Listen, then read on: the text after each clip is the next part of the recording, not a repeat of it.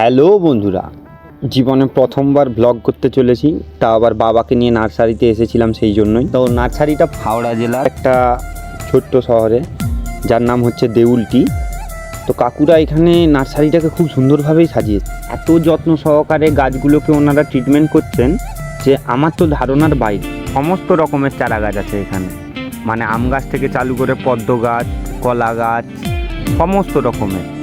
সাথে থাকো প্রত্যেক সিজনে যে ফুলের ফলের সব রকমের চারা, কী কী গাছ আছে হয়তো আমি সব গাছের নাম জানি না, বাচ্চার কাছেও কিছু গাছের ব্যাপারে জানতে চাইবো। ভিডিওটা দেখতে থাকো, পুরো ভিডিওটার মধ্যেই আছে। গিয়ে মিনি ড্রাগন গাছ, ঠিক আছে, ক্যাকটাস প্রজাতির মধ্যে পড়ে। ইনডোরের জন্য গাছটা খুবই সুন্দর, বাড়িতে সাজানোর জন্য খুবই সুন্দর হবে। বাবাকেও নিয়ে গেছিলাম, বাবাও কিছু গাছ কিনবে বলেছিল। কোনগুলো? ওইগুলো কি গাছ? বন্ধুরা, এটা হচ্ছে আমেরিকান জবা।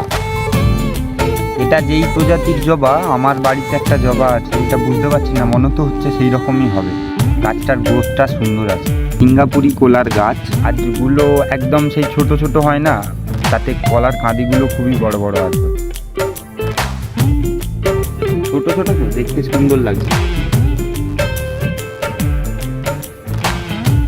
গোলাপ চারাগুলোও খুব সুন্দর, এখন সিজনে নয়, এগুলো 12 মাসই। গোলাপগুলোর কালারগুলো কিন্তু খুবই সুন্দর। এটা হচ্ছে অরিজিনাল রেড রোজ।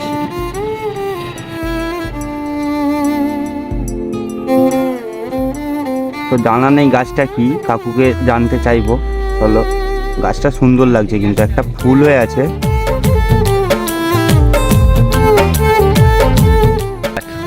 ওই যে যেটা কি গাছটা লম্বা মতো একটা ফুল হয়ে আছে, ওই পুরো ইনডোর তো নয়, ওটাও আউটডোর, পাহাড়ি এলাকার গাছ। মানে ওটা ঘরের ভিতরেও রাখা যাবে, তাই তো? হ্যাঁ, পাহাড়ে ভেতরে রাখা যাবে, মানে বাইরে রাখা, মানে ঘরের ভিতরে পাহাড়ের রাখলে তাপমাত্রা আর আমাদের তাপমাত্রা তো অনেক ফেরা গেছে। অনেক আর উপরেও রাখা যায়।